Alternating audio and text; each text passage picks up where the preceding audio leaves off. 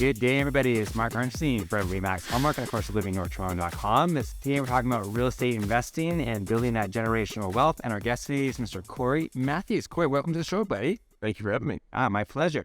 So I'm going to kind of dive right into this. And one of the things we've been teaching and trying to practice, preach to our clients is building that generational wealth. And it doesn't matter, like you're a young guy. Yep. I mean, much younger than I am.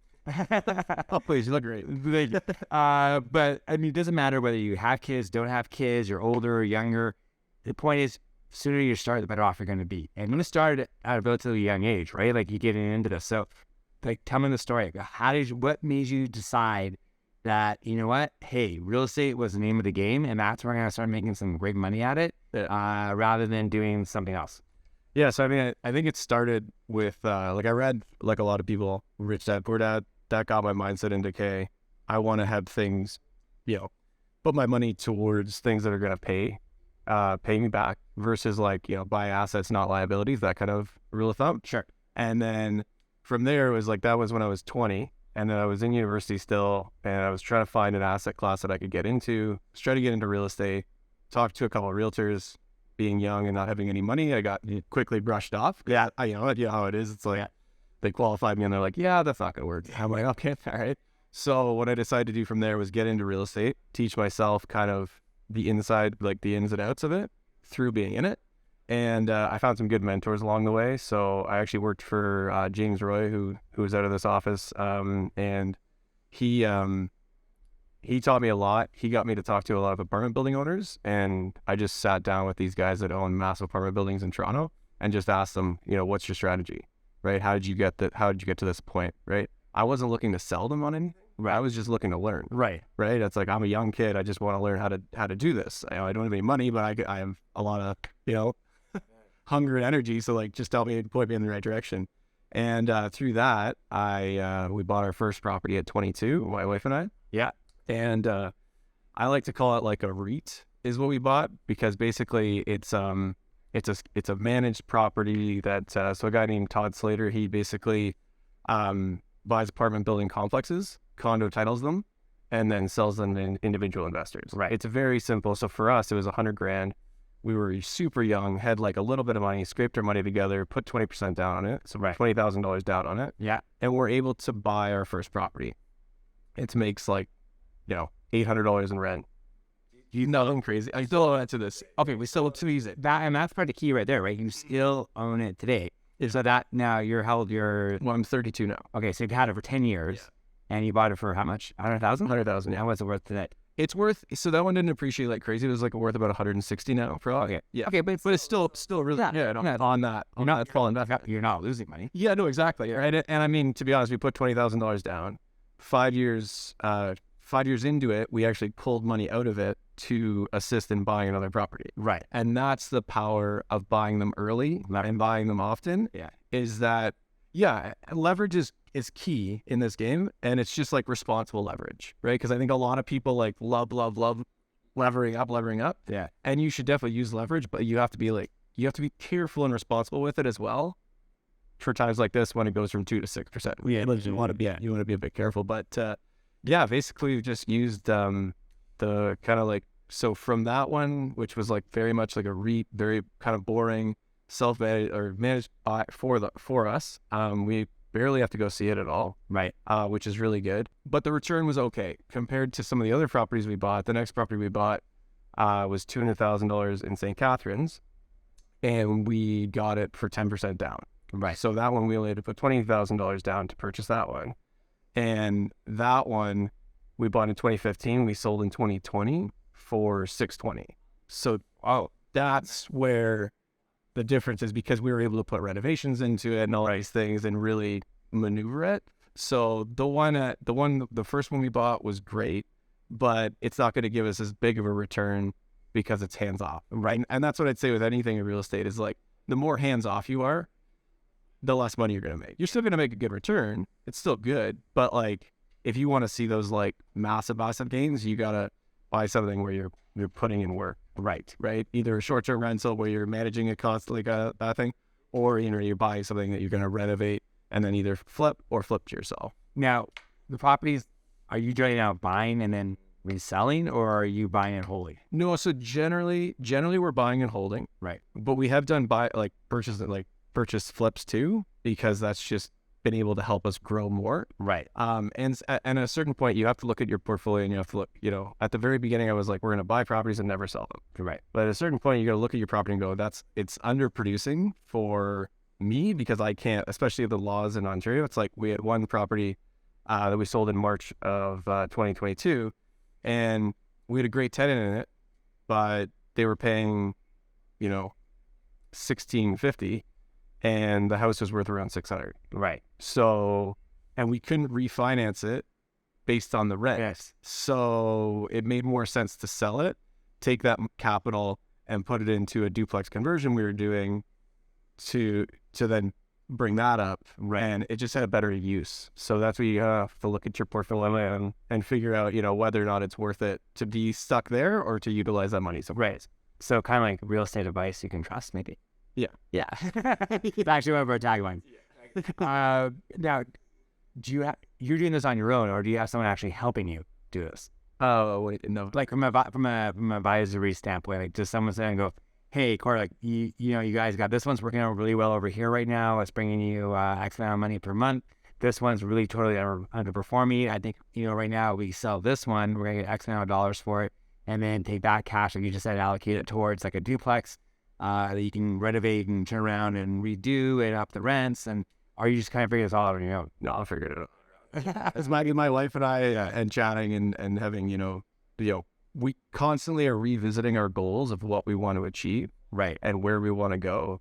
And it's just making those decisions financially that's going to put us in those positions, right? So, and we look and we constantly are analyzing our properties.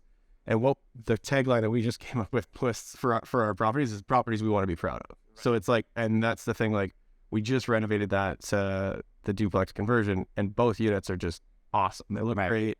They're super easy from an ownership perspective, because shut-offs for water and everything like that are like in key spots. And I bring that up because that property flooded. Yeah. Earlier this year when we had a nightmare. So yeah, it's basically just getting our properties and our portfolio to something that we're really proud of, that we can then refinance and purchase more down the road. Yeah. And you thought about going more into like bigger like developments, like where it's some like maybe like 10 units, 15 units, that has like more like apartment building style versus like saying smaller, or was that that's like the next progression for you? No, it's definitely the next progression. We're thinking of adding an Airbnb next to our portfolio, like most likely a cottage rental. That's for two reasons. One, lifestyle, so that it would most likely be near my parents' place. Right. So that gives us summers up there. And then also, like I was telling you earlier, like I like everything that I own that I can enjoy to be paid for, right, through some sort of rent or something like that. Yeah. So that would be that, we'd get the cottage that we can be able to go to and see our family, but we can rent it out and pay for it and basically get that for free. Right. Right. That way. And then after that one, then we've actually started a company called Sycamore Property Holdings.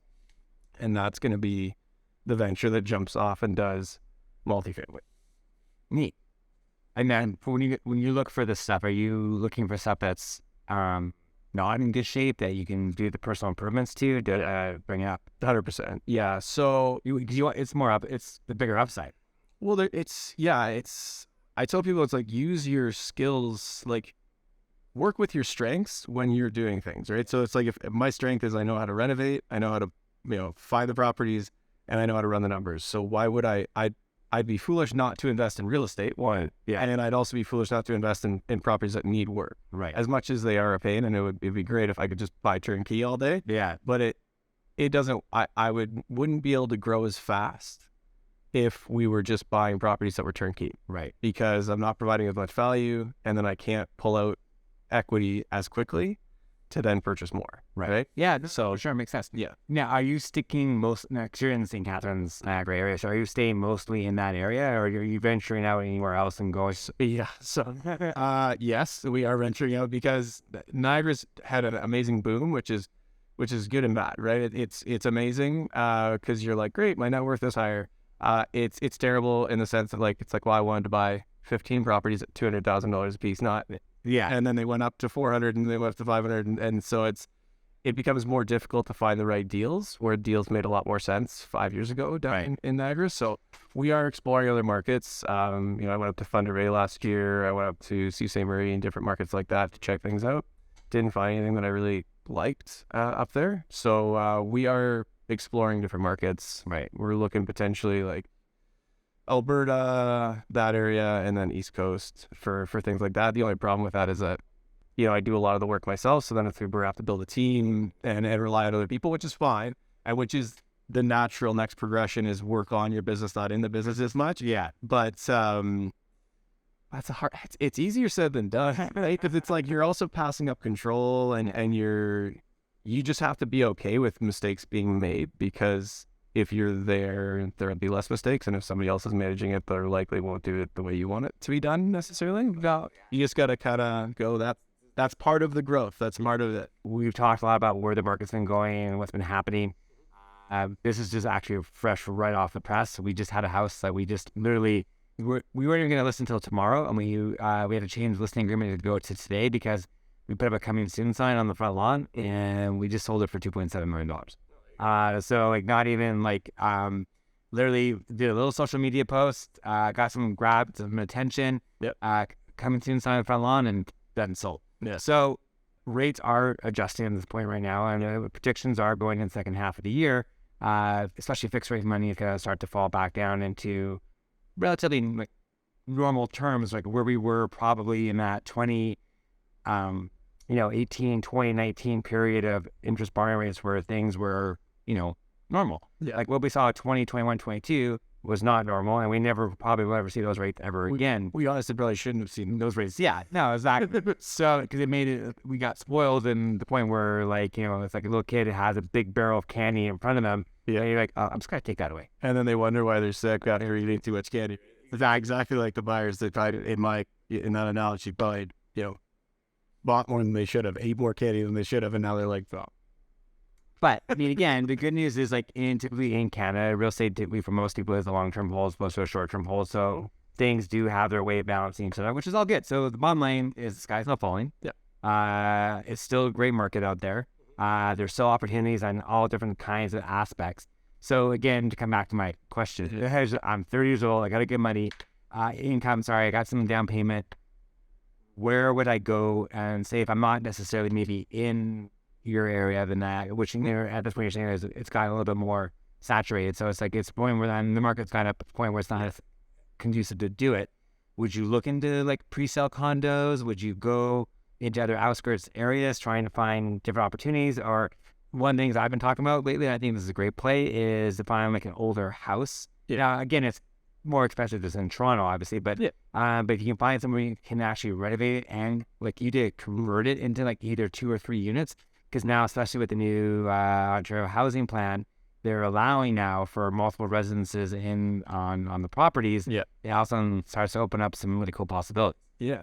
So, sorry, that was a very long-winded statement and question, but now I'll let you talk.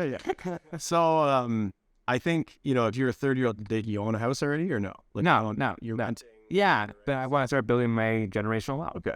So I'm going to tell you kind of 2 scenarios that I would do. So when my wife and I lived in Toronto, we rented in Toronto. Right. And we started buying properties down in St. Catharines because the numbers made more sense. Sure. Even with us losing money on rent, it just allowed us to then not have any type of mortgage. So when we got approved, we only had to deal with the income coming in for the property. And we actually got the properties approved on their own, essentially. Right. Through cash flow. Yeah. And then because our cost of living was super low, it allowed us to save more money and buy more properties like that. So if you're someone that's like, you're living in Toronto, you can't afford a house in Toronto, or you can't even afford a condo in Toronto, consider keeping your rent in Toronto, staying in that place too, because use rent control to your advantage, right? So if you're in a place like that was great when we lived here, we had a place for like 8 years. The rent was super cheap for 8 years, right?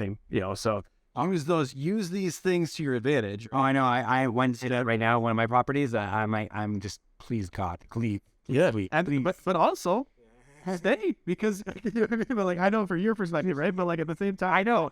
Yeah, it's when and then I know she's not watching shows. Okay, so for like her example, she would take her extra money she's saving on the rent and put it into investment properties and get herself ahead that way. right? If you're in a market, say you're in like, say you have a good income, T4 income, you have some savings, and you're looking to buy in St. Catharines or Niagara. Just use that as an example because I know the market well. What I would recommend is buy a bungalow, right?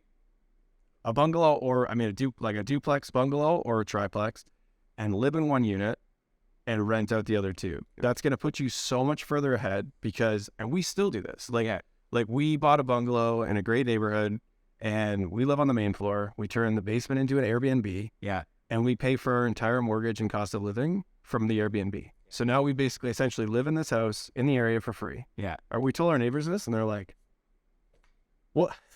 What? Sorry. And but because we've always had somebody living with us. Yeah. It's never been a problem because we just are used to it. Yeah. Right. It's when people are like, they get into their 40s, they have kids and they're like, I could never do this. It's like, this is a great thing to do when you're younger. For sure. Have the space, rent it out, utilize every aspect of that house that you can rent out and to pay for the house itself. Yeah. And then that way, every dollar that you get, don't spend it. No. Take the $3,000 or $2,000 you'd be paying in mortgage and put that into savings to buy the next property. Yeah. And keep your lifestyle as little as possible for as long as possible. And that delayed gratification when you're, 45, 50 is going to be unreal. Right. Because with the path that my wife and I have gone, some people look at us like we're crazy. But now, in our 20s, they looked at us like we're crazy. In 25, they're like, you guys are also crazy. We'd always have somebody else renting a room in our apartment. Yeah.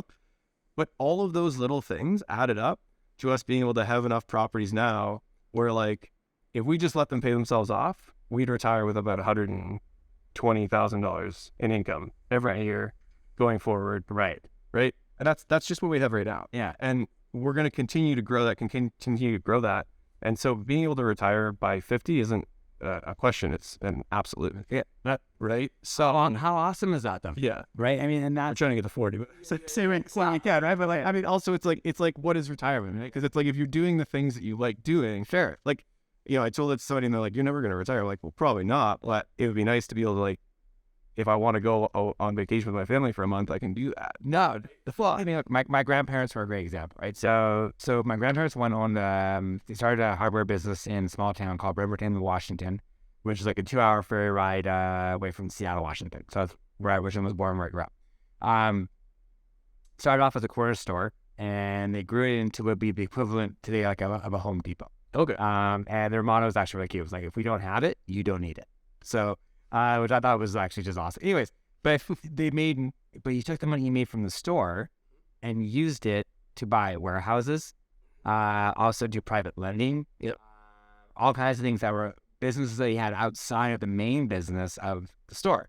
And that's where he made all of his wealth. Yeah. Right. It was from doing that. Yeah. And then, when I got married, when I was 32, we lived in Vancouver, so our first house there, we had a 2-bedroom suite in the basement, and we lived close to UBC. Yeah. So I said to my wife at the time, I said, babe, we don't have kids. We're never going to go down there. Yeah. Right? Let's rent it out and use it to pay down the mortgage. Yeah. She's like, you're crazy. I said, no, I'm not. It's brilliant. And she goes, no, I'm not doing that. I'm like, don't be such a Toronto girl. Get over it, right? And so finally she agreed. She let me do it. We found 2 grad students that were the nicest girls we had ever met. They were phenomenal. And we basically took the money from the rent and we just used it to double up on the mortgage every month. And when we eventually sold the house and moved to Toronto, and I showed her how much we had paid down the mortgage, she almost fell over. Yeah. Right. And those are the things and obviously that gets a little bit harder when you get older and you have kids and you start your family for sure.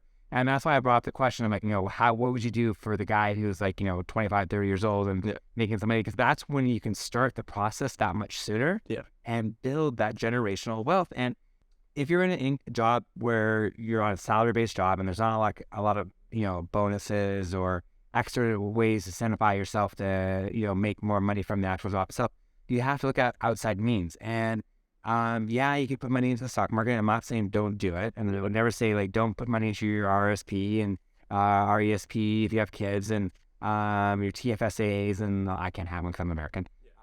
But all those different things. But I'm saying is the studies have shown time and time over and over that real estate will generally outperform the stock market or the investment market over the same period of time any day of the week. So that's if you do nothing. Yeah. Right. That's if you do nothing to the property. Right. So then the other advantage that real estate has, and this is why I don't love condos from an investment perspective. And it has nothing to do with the fact they're still a great investment vehicle, but I don't have as much control in it because it's 600 square feet. It's in a building. I can't renovate it as I can renovate the 600 square feet, but it's I can't add a story. I can't dig down the basement and add a unit. Right. So that's why I really like bungalows and duplexes and triplexes, because you can, or detached houses in general. Yeah. Is because you can really, if you don't really have anybody other than the city when you're getting permits to stop you from doing it. No. Right. Yeah. And to your point, so I had clients bought one over in St. Clair, basically Oakwood and between St. Clair and Eglinton area. Yeah. And they bought it maybe it was 5 years ago. It was a bungalow. Yeah. 2 bedrooms on the main floor, 2 bedroom in the basement. They did minor work here and there to tweak it a little bit, but I think we bought it for $450,000. Yeah. And today it's probably worth about $850. So it's in that short period of time, it's doubled. Yeah. Their income that they're getting out of it is phenomenal. Yeah. They then have leveraged off of that, bought a 3-plex on Atlas, so staying in the same area. Yeah. And then and now have they have 5 doors. Yeah. Right, that they're operating right now. So when I say doors, it means different suites, different unit suites, right? So just for people who do but and the point is though, and one of the things about Toronto people don't understand is people go, oh, I want to be close. You don't have to be that close to the property. As long as it's not overtly a pain in the derriere to get there. Yeah. The rents in Toronto don't really differentiate whether you're in the Oakwood, St. Clair area, or you're at Avenue and Eglinton, or you're in where I have mines in the beaches, or if you're even further into Scarborough or further west, or the rents generally are more or less the same. The advantage that you have by buying outside of the core is the acquisition price, which is what you're actually buying a property for, and that's where you can make the money.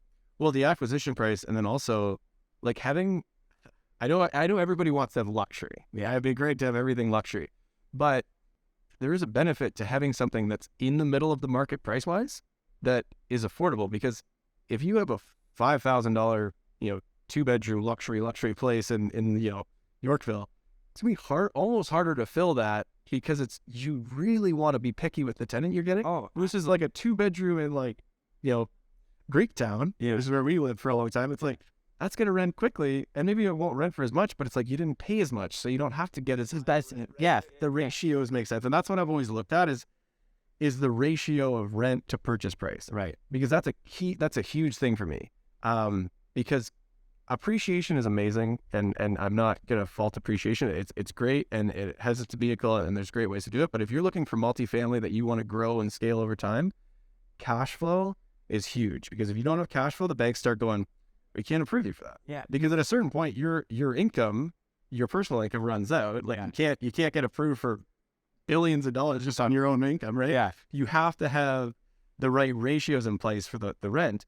And if I can get, if I can go to a city where I can get, $2,000 rents on a $200,000 place versus $2,000 rents on a $400,000 place, closer by, I'm going to go to the city with, what I mean? Well, wouldn't you? No, for sure. And it's because we, so I mentioned I do a lot of work with Sarhan. So I run a mastermind group that we have meetings every other Thursday on.